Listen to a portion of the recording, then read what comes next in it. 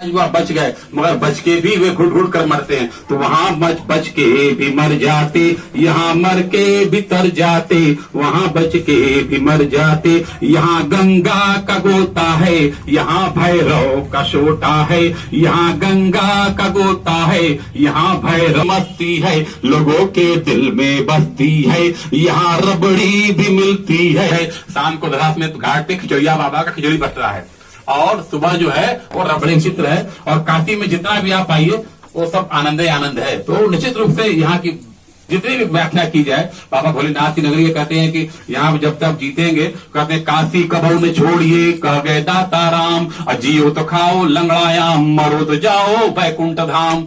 ये सब भोलेनाथ की नगरी है। इसलिए क्योंकि आप लोग का या हम लोग का, आप लोग का स्नेह, आप लोग का साथ नहीं ऊर्जा देता है। तो आज का विषय हम लोग का कार्यक्रम है शब्दों की व्यथा। अब यही शब्द हैं जो मैंने ये रचना गाई, ये क्या था? ये शब्द था, और यही शब्द अगर आपको लयबद्धता तरीके से सही रूप से बोलते हैं तो आपके दिल में लगती है, आपके दिल को सुख प्रदान करती है। क्यों किया जा रहा है? जिस प्रकार से हमारे दोहे चौपाइयों का इतना प्रकार दूषित करके समाज को नष्ट भ्रष्ट करने का कहा जा रहा है। और एक सरदार को इन्होंने तोड़ दिया, 84 के दंगे में सिख सरदार को तोड़ दिया। कहते थे 1.25 लाख से एक लड़ाऊं चिड़िया से मैं बात। बुद्ध स्तंभ हमारा अहिर था, यादव है, उसको भी हमारे यहाँ दोहा प्रकार छोड़ देती है। उसको यादव आपके साथ तो खड़ा रहता है, तो कहना कुछ था मगर कहने कुछ लगा। कभी कहता है कि मेरी रचना के अर्थ, देखिए कहा गया था ढोलक अगर आप पीटेंगे तो ढोलक फट जाएगा, लेकिन ढोलक को पीटने को नहीं कहा गया था, ढोलक को ताल देने का कहा गया था।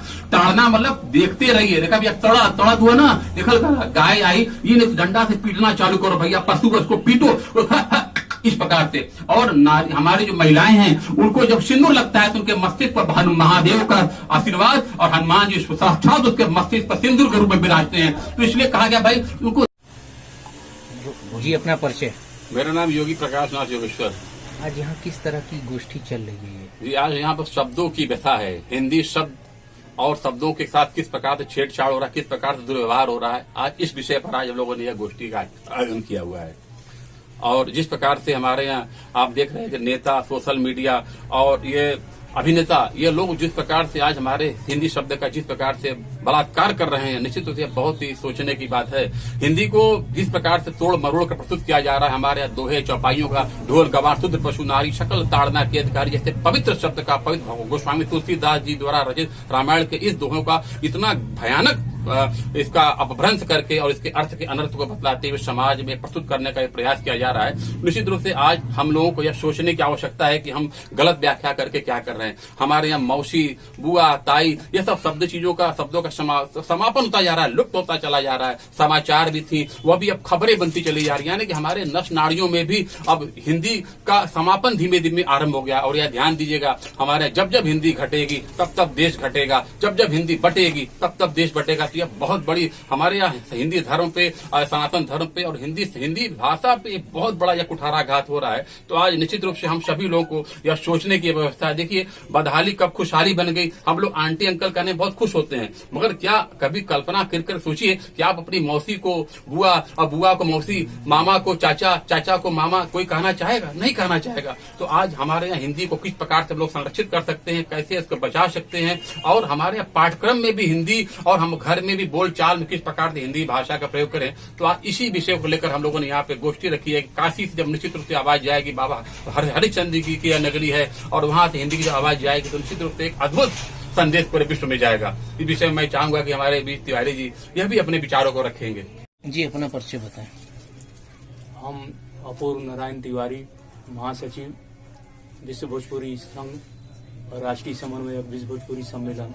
यहाँ किस तरह की गोष्ठी का आयोजन किया? यहाँ आज शब्दन का व्यथा गोष्ठी का आयोजन भइल बा। शब्दन का व्यथा काशी का व्यथा बा, देश का व्यथा बा। ई व्यथा का एके समझे बदे अतीत में जाए के हुई।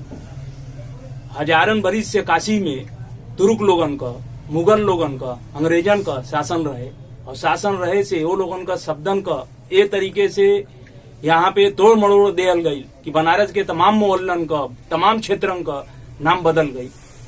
जैसे काशी, एकर शुद्ध नाम रहे काशी, काशी से ही काशी हो गई। राजघाट, राजाघाट रहल, राजघाट हो गई।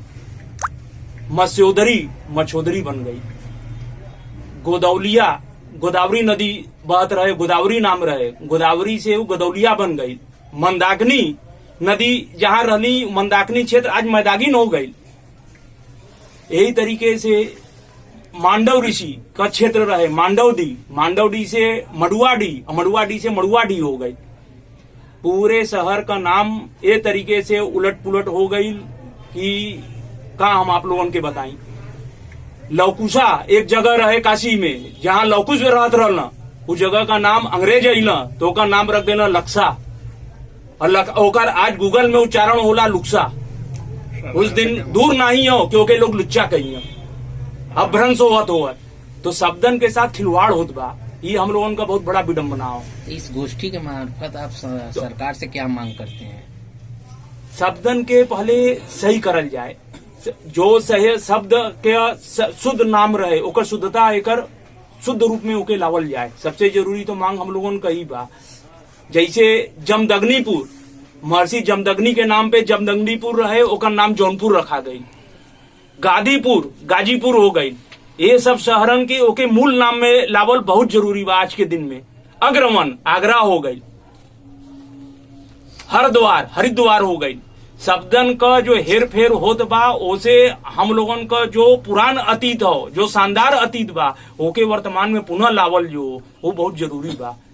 और हम लोगन का दूसर चीज मूल भाषा हो काशिका, जो बनारसी बोली बा, काशिका, काशिका के विश्व का सबसे पुरातन बोली बा। अभी तब से बोली बा जब संस्कृत भी नहीं रहे, काहे से काशी अवैदिक नगरी बा, और अवैदिक नगरी का मूल भाषा रहे काशिका। काशिका के संरक्षण का सबसे ज्यादा जरूरत बा। हम अपन सांसद प्रधानमंत्री से मंच के माध्यम से ही अपील करल चाहब कि एके यथाशीघ्र काशिका के संरक्षण संवर्धन करें, काहे से ओही में हम लोगन का सनातनी संस्कृति का सार निहित बा।